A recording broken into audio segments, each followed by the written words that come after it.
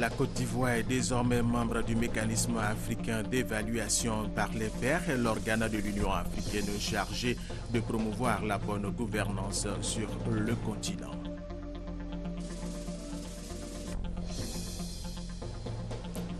La première dame de Côte d'Ivoire, Mme Dominique Ouattara, a échangé hier jeudi avec les Ivoiriennes d'Addis Abeba, réunies au sein de l'association Maman Ivoire. Ces Ivoiriennes ont rendu hommage au couple présidentiel. Le dialogue politique entre le pouvoir et les partis de l'opposition a repris hier jeudi. La rencontre a porté sur les avancées du dialogue, le statut de l'opposition et les questions électorales. Mesdames et messieurs, bienvenue et merci de suivre les informations sur RTI 1. Le 24e sommet de l'Union africaine s'ouvre ce vendredi à Addis Abeba en Éthiopie. Le thème, année de l'autonomisation des femmes et développement de l'Afrique pour la concrétisation de l'agenda 2063. Le président de la République, Alassane Ouattara, prend part à ce 24e sommet ordinaire des chefs d'État et de gouvernement de l'Union africaine. Nous vous le disions dans nos titres, la Côte d'Ivoire est désormais membre du mécanisme africain d'évaluation par les pairs, qui est l'organe de l'Union africaine chargé de promouvoir la bonne gouvernance sur le continent africain. Le protocole d'adhésion de la Côte d'Ivoire à ce mécanisme a été signé par le président de la République, Alassane Ouattara, au siège de l'Union africaine. Viviane Haïma est l'envoyée spéciale de RTI 1 à Addis Abeba. Ce jeudi 29 janvier 2015, la Côte d'Ivoire vient d'adhérer au MAEP, le mécanisme africain d'évaluation par les pairs. Le MAEP est l'organe de l'Union africaine chargé de promouvoir la bonne gouvernance dans chaque État africain et partant sur l'ensemble du continent. L'adhésion de la Côte d'Ivoire à ce mécanisme a été matérialisée par la signature par le chef de l'État ivoirien, le président Alassane Ouattara, du protocole d'adhésion. Le 22e sommet des chefs d'État et de gouvernement du MAEP, qui s'est réuni ce jeudi au siège de l'Union africaine, a donc pris acte de l'adhésion de la Côte d'Ivoire à cette entité. La réunion a été présidée par le président sud-africain Jacob Zuma, qui remplaçait la présidente en exercice Ellen Johnson Sirleaf, empêchée. Le directeur exécutif du MAEP est Ibrahim Mayaki. À ce jour, 35 pays africains, y compris la Côte d'Ivoire, ont adhéré à ce mécanisme d'évaluation qui consiste pour chaque adhérent à soumettre sa gouvernance à l'évaluation de ses pairs. Les domaines qui sont évalués sont la démocratie, la gouvernance politique, la gouvernance économique, la gouvernance des entreprises, le développement économique et social. Sur tous ces points, le chef de l'État ivoirien, dans son discours d'adhésion, a donné des gages de sa volonté de promouvoir la bonne gouvernance dans son pays, la Côte d'Ivoire. Depuis mon accession donc à la présidence, la Côte d'Ivoire a pu, grâce au gouvernement et à nos concitoyens, faire des progrès considérables en matière donc, de démocratie et de gouvernance politique. Les élections présidentielles démocratiques ont été donc validées par l'Union africaine et les Nations unies. Les élections législatives démocratiques ont eu lieu, ainsi que des élections municipales et des élections régionales. Et par conséquent, maintenant, toutes les institutions de la République sont en place et fonctionnent parfaitement. En matière de gouvernance économique, nous avons donc pu réaliser au cours des 3 dernières années des taux de croissance annuels d'environ 9% par an. En 2012, nous avons même pu réaliser plus de 10% de taux de croissance. Et nous avons à cet effet procédé à des ajustements et des restructurations importantes pour permettre au cadrage macroéconomique de notre pays d'être parmi les plus solides au monde, avec des taux de croissance, comme je disais, de plus de 9%, un déficit budgétaire de moins de 3%, un taux d'inflation de moins de 2%, et également un endettement extérieur qui est inférieur à 45% du PIB. Cela démontre que la Côte d'Ivoire a retrouvé le chemin de la bonne gouvernance économique et surtout du progrès pour nos concitoyens. Et dans ce cadre, nous avons mis l'accent sur le 4e volet du développement socio-économique, c'est-à-dire améliorer le quotidien des Ivoiriens. Et ceci, nous l'avons fait par plusieurs voies, en accroissant le salaire des fonctionnaires, en accroissant les salaires des producteurs de café, de cacao, de coton, d'anacarde, etc., donc du monde agricole, et en doublant le salaire minimum intergaranti dans le secteur privé, pour permettre donc aux populations d'avoir un retour de cette croissance. Il nous reste un défi majeur qui est donc l'emploi des jeunes, et nous allons donc continuer de travailler sur ce dossier qui nous paraît essentiel compte tenu de l'importance des jeunes dans nos sociétés ivoiriennes.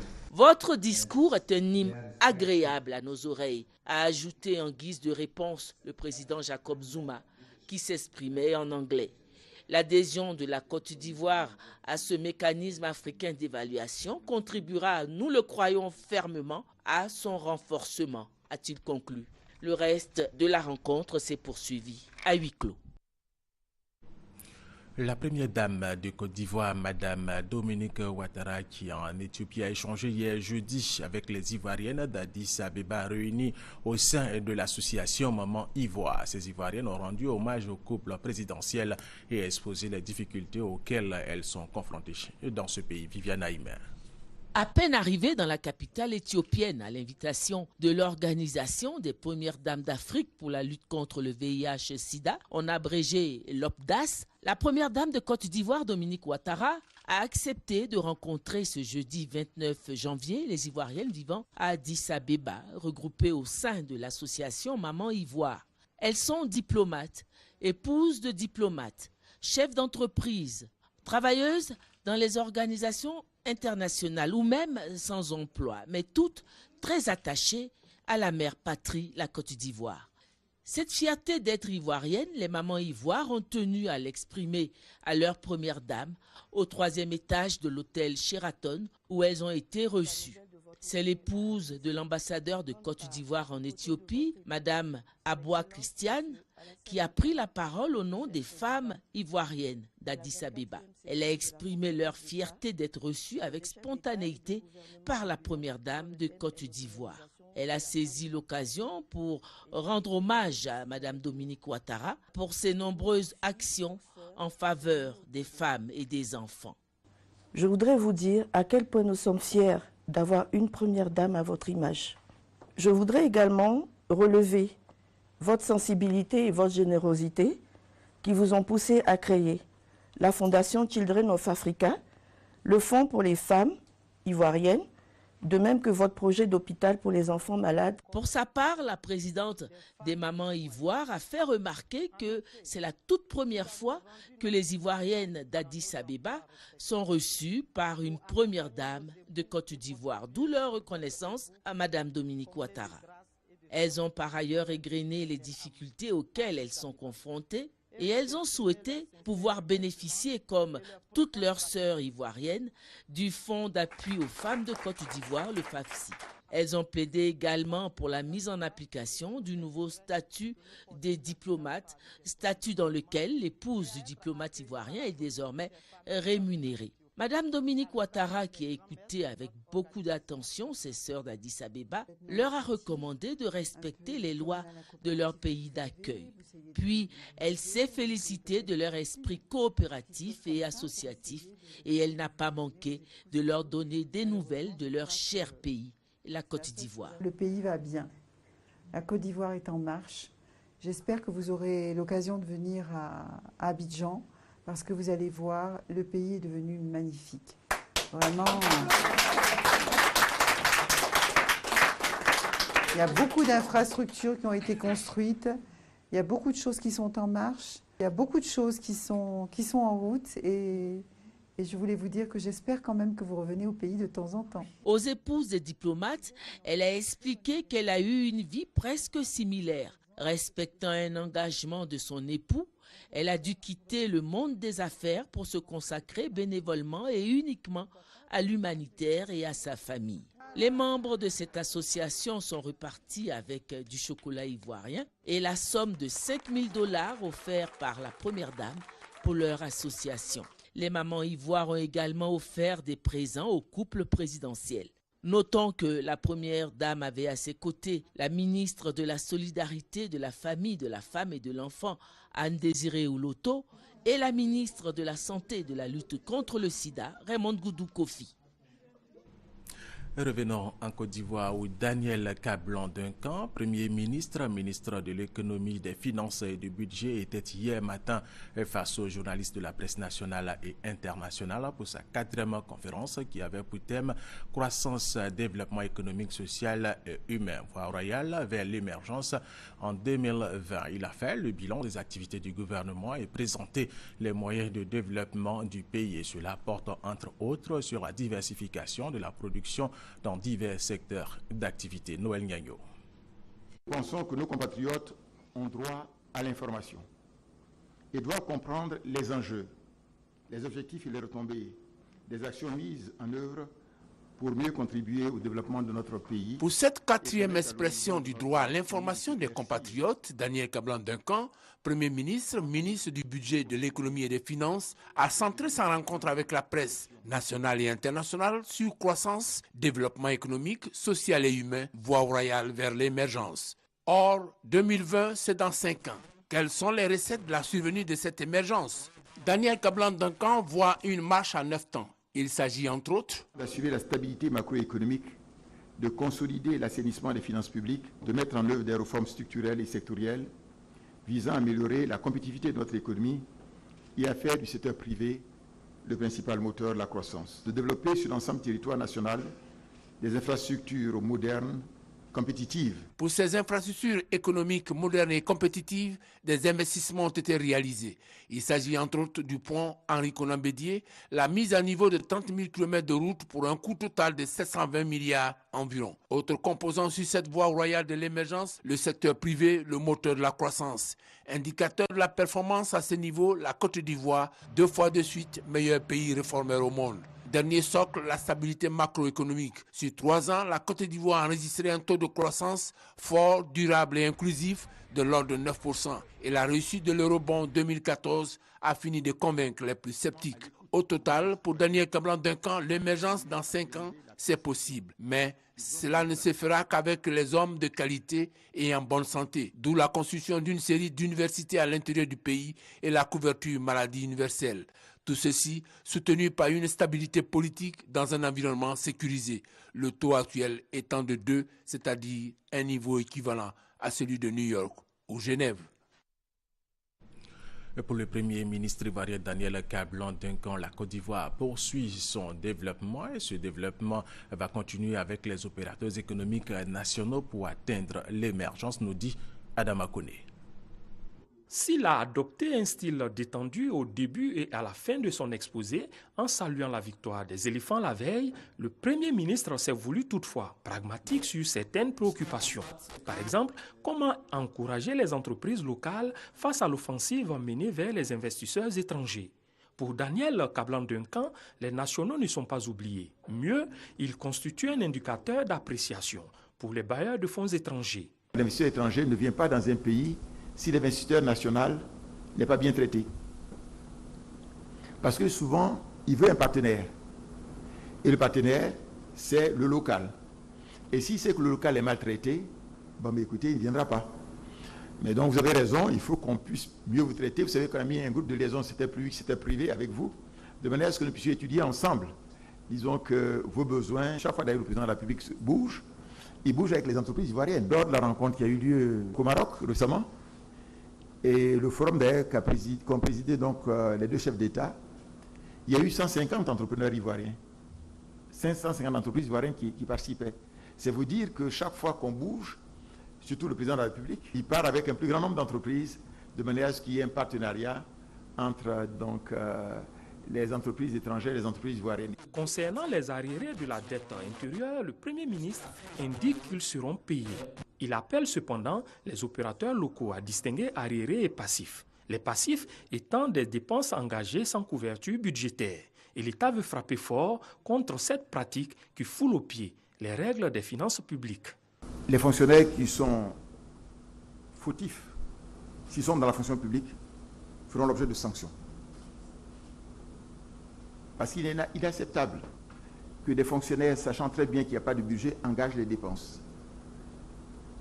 Il y a des urgences, il y a une autorisation spéciale qui est demandée au titre du ministère de l'économie et des finances et du ministère du budget qui peut faire une avance sur ce dossier.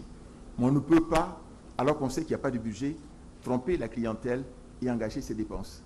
C'est une faute énorme qui doit être sanctionnée. Tout compte fait, l'État se dit déterminé à mettre de l'ordre dans ses comptes en réglant ses factures auprès des fournisseurs dans les 90 jours. Mesure qui doit donner du stimulant aux activités des entreprises nationales.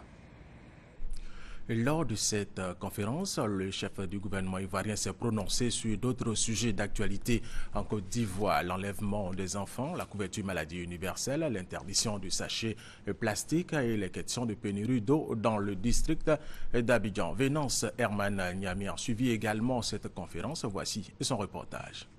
Revenu à plusieurs reprises dans les questions des journalistes à cette conférence de presse, l'enlèvement et l'assassinat des enfants en Côte d'Ivoire, selon le Premier ministre, préoccupe tant la population que le gouvernement. Daniel Kablan-Duncan précise que des mesures sont prises pour mettre fin à ce fléau. Il s'est voulu ferme sur la question. En attendant que ce dossier passe au Conseil, des mesures ont déjà été prises, de manière à ce qu'une brigade particulière d'environ 1500 personnes, policiers et gendarmes, soit active sur le terrain pour arrêter cet élément-là. Il est intolérable et inacceptable.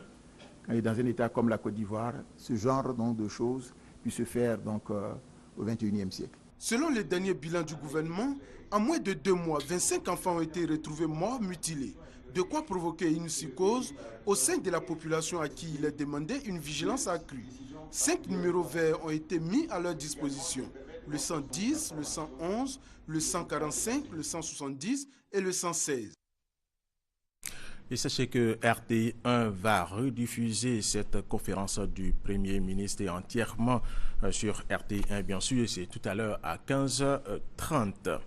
Le phénomène d'enlèvement d'enfants depuis quelques semaines en Côte d'Ivoire crée la psychose chez les parents dans tout le district d'Abidjan. Dans la commune de Yopougon, hier, des rumeurs d'enlèvement d'enfants ont créé la panique dans les établissements publics et privés de la commune.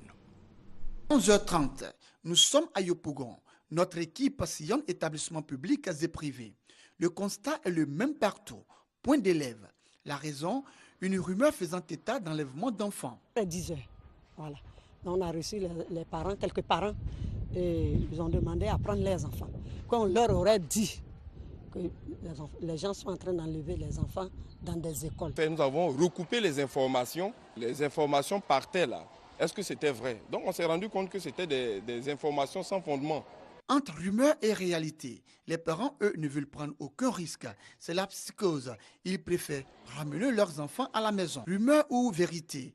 Pour en savoir plus, direction le commissariat du 16e arrondissement et la mairie de Yopougon.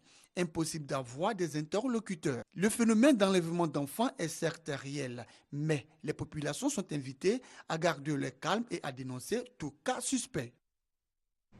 Autre information dans cette édition, l'Union européenne et le PNUD apportent le soutien au renforcement de la sécurité en Côte d'Ivoire à travers une convention signée hier entre le ministre d'État, ministre de l'Intérieur et de la Sécurité, Ahmed Bakayoko, et ces deux structures. Un fonds de 3,5 milliards de francs CFA sera mis à la disposition de la police nationale. Kwasi Mamadou.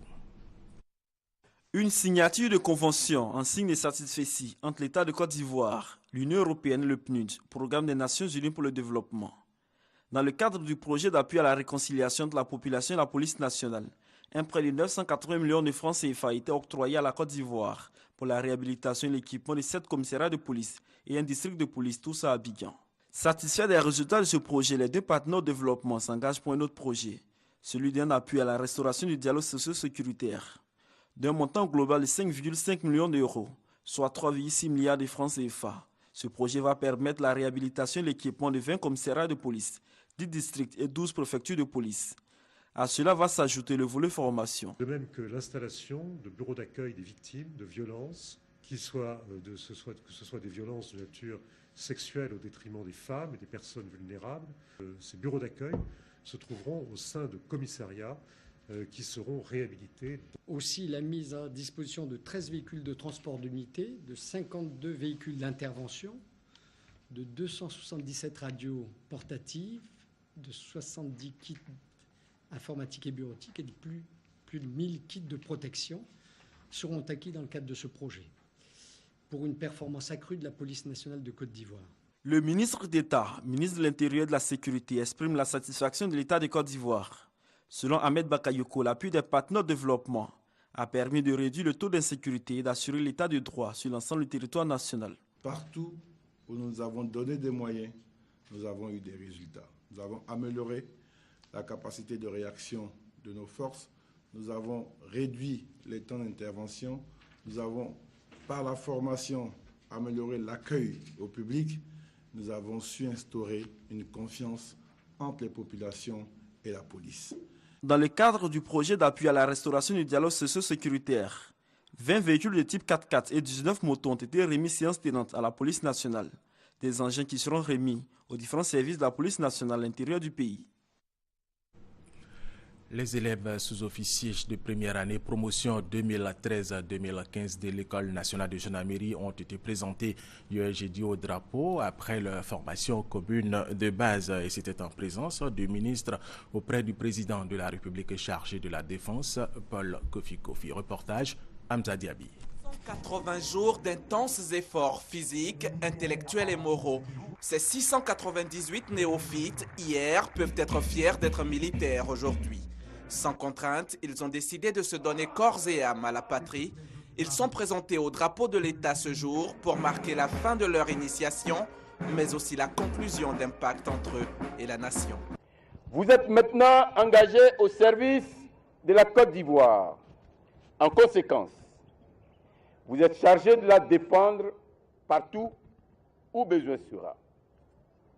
C'est pour cela que vous avez choisi le devoir de vous instruire pour être prêt à servir dès votre sortie de cette école. Avant de s'adresser aux nouvelles recrues, le ministre chargé de la Défense a tenu à saluer le colonel-major Alexandre Apalo-Touré, commandant l'école de gendarmerie d'Abidjan, pour le sérieux et la rigueur dont il fait preuve et la propreté de la caserne. Le colonel-major, le commandant de l'école de gendarmerie d'Abidjan, Apalo, qui mérite nos acclamations. La discipline, c'est le fer de lance des forces armées, notamment de la gendarmerie nationale. Il ne sert à rien de se précipiter au concours de la gendarmerie, d'arriver et après de se comporter en racketteur, en braqueur, en ne respectant pas la population. Soyez à l'écoute et soyez des citoyens. Vous devez être des acteurs de paix et de réconciliation.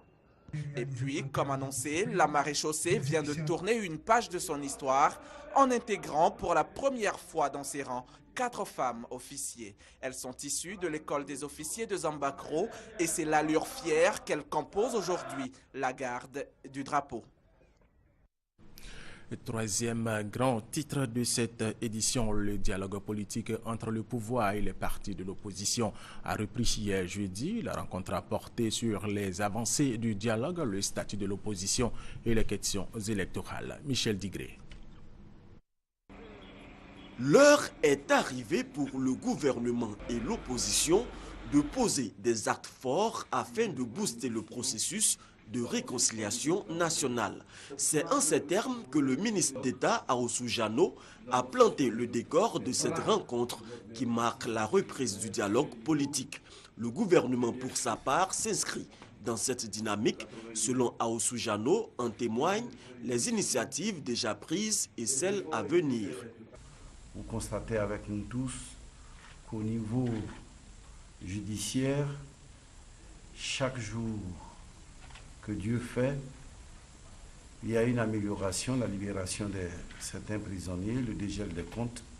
Cette opération va continuer et nous espérons vivement qu'avant l'élection présidentielle de octobre 2015, qu'on ne parle plus de personnes détenues ou des comptes gelés. Je m'exprime au nom du président de la République qui a pris un engagement fort de pouvoir toujours réconcilier les Ivoiriens, forger l'opinion des Ivoiriens vers ces valeurs, les valeurs de paix. Paix, facteur de développement, préalable à tout développement. Et je pense que nos amis et frères de l'opposition sont aussi engagés sur cette voie de dialogue, de la paix.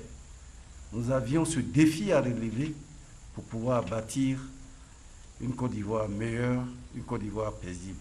Bâtir une Côte d'Ivoire paisible, l'opposition y adhère et entend jouer sa partition pour tourner définitivement la page de la crise qu'a connue le pays. Ce que je peux donc vous dire, c'est de vous informer de la reprise du dialogue politique entre le gouvernement et l'opposition. Vous dire aussi que cette rencontre s'est tenue dans une ambiance cordiale. Il n'y a pas eu d'éclat de voix particulier. Chaque acteur a marqué sa grande disponibilité et sa bonne volonté pour agir dans le sens de la normalisation de la vie politique et sociale en Côte d'Ivoire, de la stabilisation du contexte politique, afin que la Côte d'Ivoire puisse faire de cette année 2015 véritablement une année de paix et de stabilité pour des élections transparentes et crédibles. Les 3 heures de débat n'ont pu permettre d'épuiser l'ordre du jour. Les deux partis se retrouveront la semaine prochaine pour plancher sur les questions de financement des partis politiques et celles relatives à la préparation des élections générales de 2015. La RTI organise depuis ce vendredi matin et ce jusqu'au dimanche 1er février une exposition relative à l'histoire des ponts en Côte d'Ivoire ici dans les locaux de la RTI à Cocody. Venez visiter cette exposition pour avoir toutes les informations sur la construction des ponts en Côte d'Ivoire. La ministre de la Communication Afoussiata Bamba Lamine encourage les membres de la Chambre des afficheurs de Côte d'Ivoire à poursuivre l'opération de démantèlement des panneaux anarchiques dans le district d'Abidjan pour débarrasser chez la ville de ces panneaux qui ne l'embellissent pas. Isaïo, Léon Broukwame. Afoussiata Bamba Lamine, ministre de la Communication, porte-parole adjointe du gouvernement, a affiché la volonté de son département de débarrasser la ville d'Abidjan des panneaux publicitaires anarchiques. Une opération qui permettra à la capitale économique de retrouver son appellation de perle des lagunes. Elle a donc profité du déjeuner de presse bilan de la Chambre des afficheurs de Côte d'Ivoire, en abrégé CAFSI, pour inviter les membres de cette organisation à poursuivre l'opération de démantèlement des panneaux anarchiques démarrée depuis janvier 2013. Laquelle opération a permis de démanteler déjà plusieurs panneaux. Le processus de modernisation est douloureux, mais salutaire pour sortir les acteurs d'une précarité. Malgré le processus jalonné souvent d'incompréhension, d'intérêts divers, nous avons réussi à extirper à ce jour 1196 panneaux et avons bouclé l'étude technique pour permettre de changer la qualité des dispositifs dans un cadre consensuel et institutionnel. Les membres de la CAFSI ont par ailleurs exposé à leur tutelle les difficultés de leur secteur. En réponse, la ministre Afoussiata Bamba Lamine a promis de les résoudre. Je saisis l'occasion de cette rencontre fraternelle pour vous rassurer sur un point. Vos problèmes sont les nôtres et nous travaillons activement à y apporter des solutions adéquates et durables. Mais sachez-le, le président de la République, son Excellence M. Alassane Ouattara et le gouvernement sont pleinement conscients du poids de votre secteur d'activité au sein du tissu économique et social de notre pays. À cet effet, des réformes de grande ampleur sont à l'étude afin que vous puissiez exercer vos activités dans un climat assaini et bien régulé. C'est à ce prix que vous vous inscrirez dans la dynamique d'émergence conduite par le chef de l'État. Le directeur de cabinet, Bamba Cheikh Daniel, représentant le ministre d'État, ministre de l'Intérieur et de la Sécurité et le gouverneur du district d'Abidjan ont exprimé leur volonté d'accompagner la CAFSI. Tout à fait autre chose, les experts de l'enseignement supérieur et de la formation professionnelle des pays francophones ouest-africains sont à Yamoussoukro pendant 2 jours. Ils vont réfléchir sur le développement des compétences et les transformations économiques en Afrique. Exemple des acteurs de la construction, du génie civil, des mines et de l'électricité. Kader Segodogo, RTI Boaké. Les systèmes d'enseignement supérieur et de la formation professionnelle sont confrontés à de réelles difficultés dans bon nombre de pays africains. Le déficit d'infrastructures adaptées, le manque d'enseignants, la croissance de la demande en formation, l'inadéquation entre la formation et l'emploi sont autant de difficultés qui assombrissent le tableau. Pour remédier à ces nombreux problèmes, un colloque international est initié à Yamoussoukro. Il réunit des experts venus des pays francophones ouest-africains ainsi que des partenaires techniques et financiers. Pendant 48 heures, il sera question d'identifier les voies d'amélioration de l'enseignement supérieur et professionnel afin de répondre aux besoins croissants des économies africaines. Le colloque de Yamoussoukro est également un espace pour concevoir des solutions et favoriser la collaboration dans des domaines tels que la construction, le génie civil, les mines et l'électricité. À la cérémonie d'ouverture, représentant le Premier ministre, le ministre d'État, ministre de l'Emploi, des Affaires sociales et de la formation professionnelle, Moussa Dosso, qui avait à ses côtés le ministre du Pétrole et de l'Énergie, Adama Tunkara, et le ministre de l'Enseignement supérieur et de la Recherche scientifique, Nyamien Konan, soutient que ce colloque trace les sillons d'une formation de qualité des jeunes en tenant compte des réalités du moment. Il s'agit de définir des modalités et des voies par lesquels des jeunes mieux formés contribueront plus activement au développement des secteurs stratégiques de nos économies. La réalité aujourd'hui doit nous interpeller tous. Pour arriver à surmonter toutes les difficultés liées à l'enseignement supérieur et à la formation professionnelle, les pays africains peuvent compter sur le soutien financier de la Banque mondiale. Le directeur des opérations de la Banque mondiale pour la Côte d'Ivoire, Ousmane Diagana, rassure. Notre institution qui a investi près de 426 millions de dollars américains en 2014 dans l'éducation continuera à accompagner chacun de vos pays pour asseoir un système éducatif performant, résilient et pertinent. Après le colloque de Yamoussoukro, l'accent sera mis sur la formation des ingénieurs dans les domaines de la construction, du génie civil, des mines et de l'électricité. L'Afrique compte à ce jour moins de 25% d'étudiants formés dans ces secteurs clés. Et c'est la fin de cette édition. Merci de l'avoir suivi.